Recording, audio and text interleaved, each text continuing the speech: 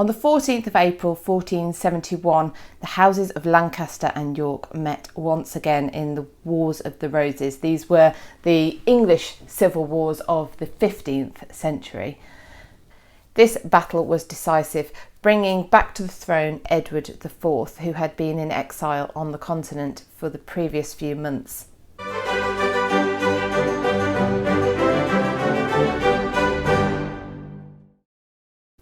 The sides were led on the York side by Edward IV and on the Lancastrian side by the Earl of Warwick, Richard Neville, the Kingmaker. Richard Neville had originally backed Edward as his candidate, if you like, for king, and he had the power and the wealth to influence heavily who would get the throne, hence his nickname, the Kingmaker.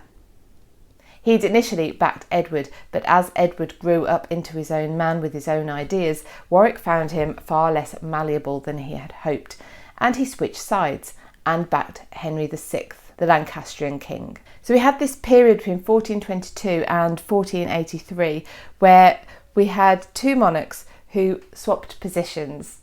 We had Henry VI, then Edward IV on the throne, then back to Henry VI, and then back to Edward IV. And it was the Battle of Barnet that brought Edward IV back to the throne for the second and final time. Warwick had backed Henry VI and brought him back to the throne, at which point Edward IV fled into exile in Europe, but only for long enough to decide what to do and how to do it. And he came back the following year, marched on London, took Henry VI captive, and he was held captive in the Tower of London, and then met Warwick's forces at Barnet, which is about 13 miles north of London.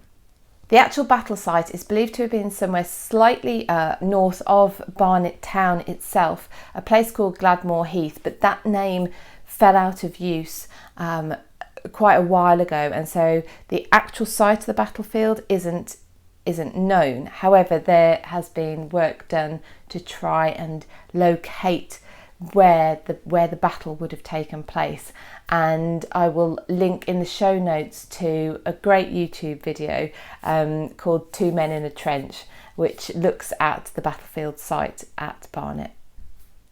When Edward IV's troops got to Barnet, it was dark. They set up their battalions, and what actually happened was they were slightly off from the three battalions that Warwick had set up north of them.